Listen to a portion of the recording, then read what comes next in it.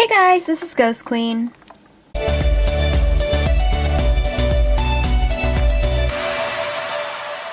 So I am coming back to you with another Figma review. Oh my gosh, I think I'm addicted to these things.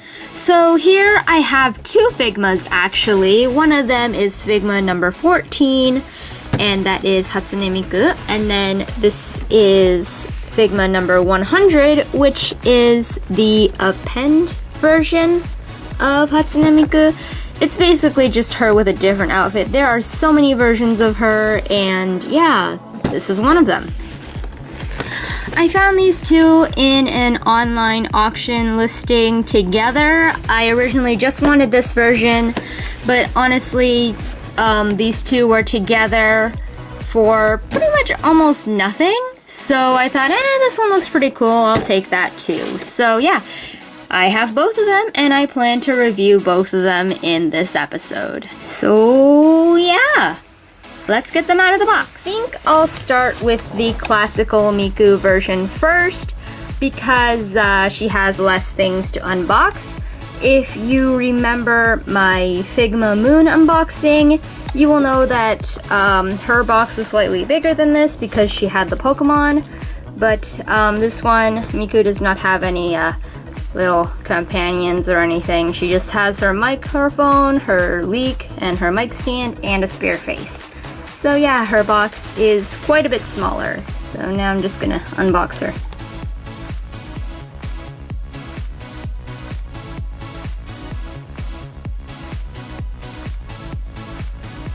So this version of Miku has already been opened and used, and so everything, the plastic bag has already been cut, but it has been done neatly. And what she comes with is pretty much the same as before. She comes with a stand that requires some light assembly. She comes with spare hands in different poses. This one, she has some pointed fingers, some relaxed hands, some fists, one that, actually two of them that can hold the leaks and also her microphone. So yeah, that's pretty cool. She also comes with another leak. There's another one in the rest of the box, and then there's the resealable bag that comes with all the Figmas that you can put the spare accessories in.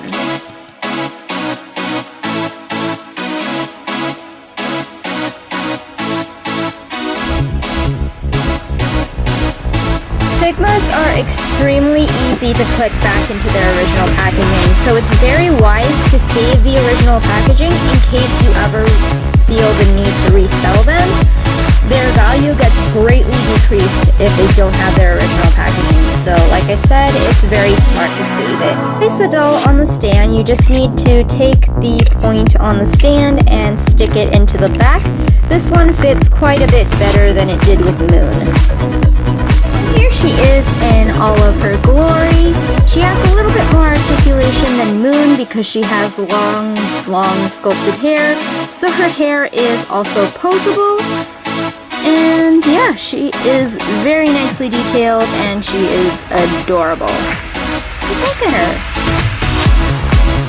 She has the same points of articulation for the rest of her, I believe. Yeah, it looks like it, and because she has a skirt, it's a little bit harder to pose her legs, but they do move. Oh, actually, she has slightly less articulation in the feet. Moon can also bend her toes, but she just has ankle joints. And also, I don't know if I'm allowed to show this on this channel, but she is also wearing pants. So yeah. You can always bet that a Japanese company will never skimp on the panties. Just trust me on that one. And also her bangs can be removed so that you can put in her other spare faceplate, which I'll just do right now, so that she looks like she is singing. Obviously, we can't have Miku that cannot sing. And whoops. As for the mic stand, I feel like it's a tad short for her, but I mean, it works. Let's see, let's try to get her to hold the microphone. So it looks like on the older Figmas, they have pretty much the same type of hands as Monster High dolls, which is a little bit disappointing also because of its joint. Hold on, let me bring Moon and I'll show you what I'm talking about. See, with Moon, because of the type of hand joint she has, not only can she move her hand up and down, okay, here we go. Not only can she move her hand, frick, this is not helping. Okay, there we go. Not only can she move her hand up and down, she can also move it from side to side to make it look like she's waving. You get what I mean? But because of this, the only thing Miku can do with her hands is moving them up and down, which is kind of disappointing, and also this type of joint kind of scares me.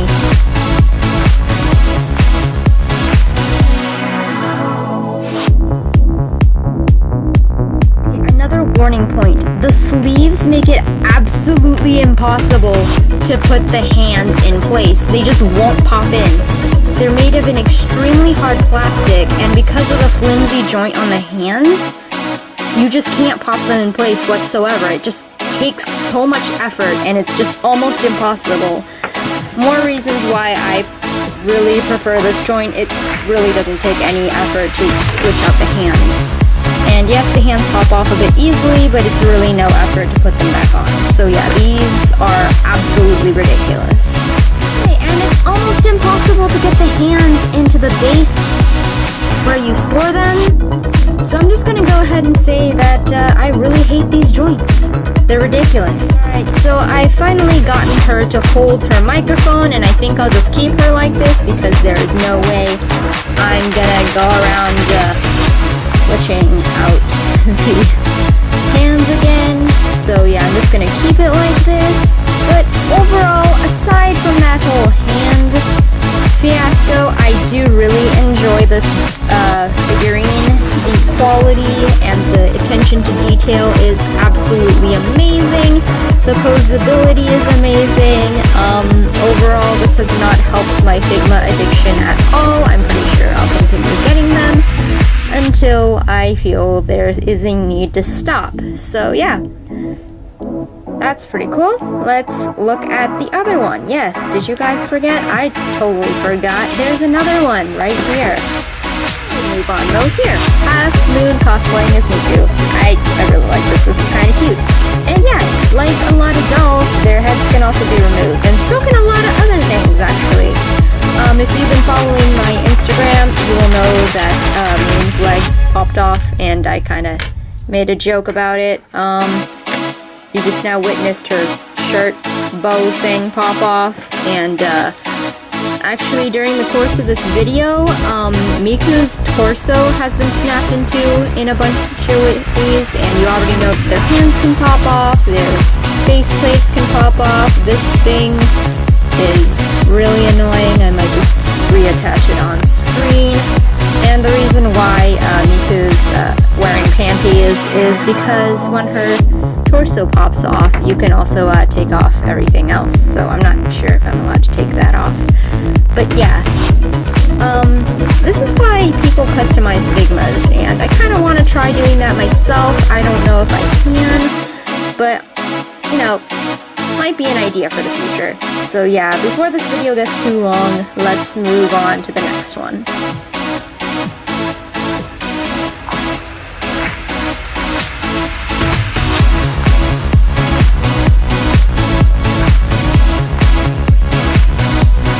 This one is brand new, as I just broke the factory seal, and so anyway, yeah, I gotta get these out of the way. This one has a lot more accessories than the other one, so the box is a whole lot bigger.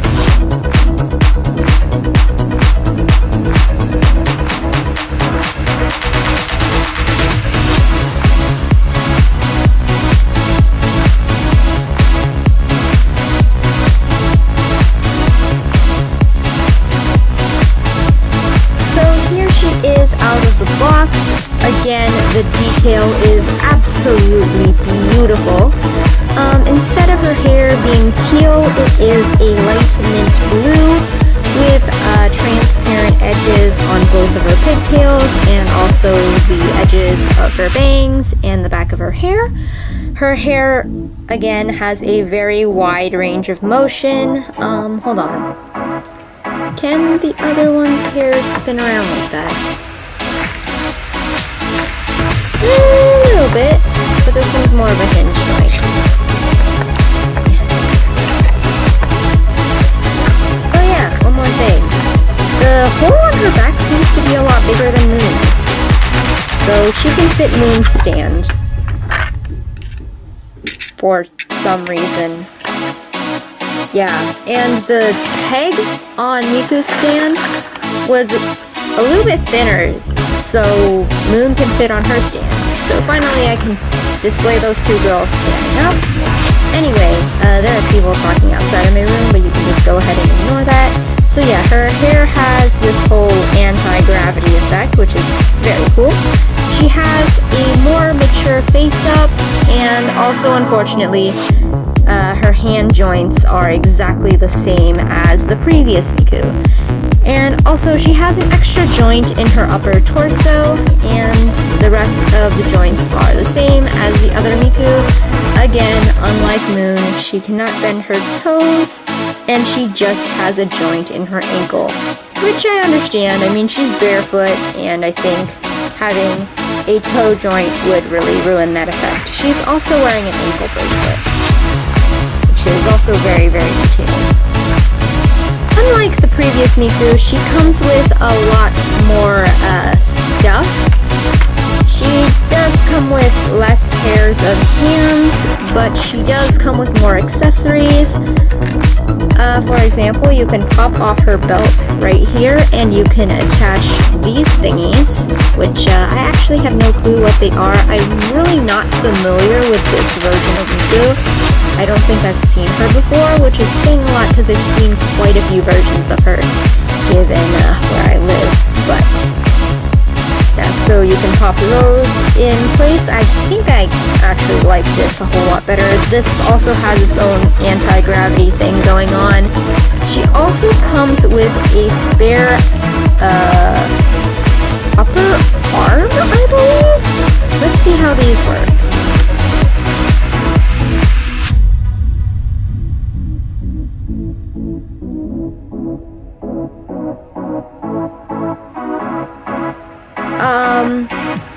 The only difference I see here is that the sort of upper armband thing has been undone and is floating around on its own there.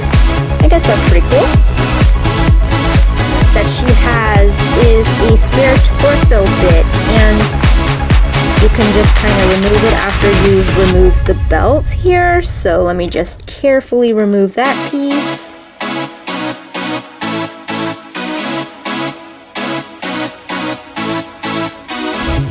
And finally, there's also this piece that, according to the packaging, it attaches back here. Yeah, that looks like it's it. And then I'm gonna just put these back on because, whoops, they look a whole lot cooler than the belt that she originally comes with.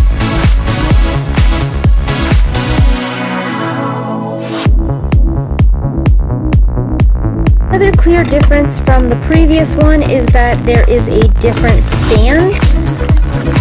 So you can just snap her in place. It's very similar to the Ever After High, Monster High stand that I'm familiar with.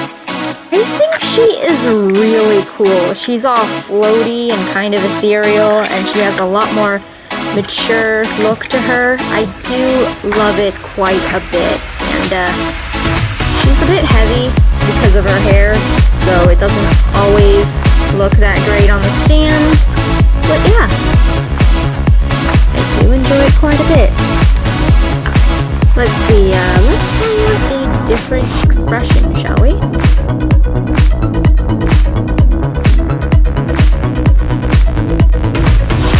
This one's pretty. She also comes with a lot more innocent and signature Miku look.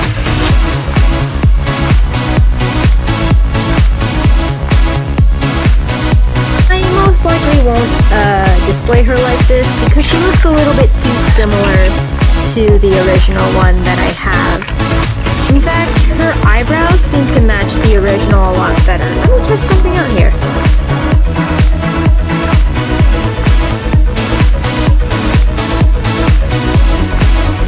And the faceplates don't fit. Oh well, I can't switch them out, I guess.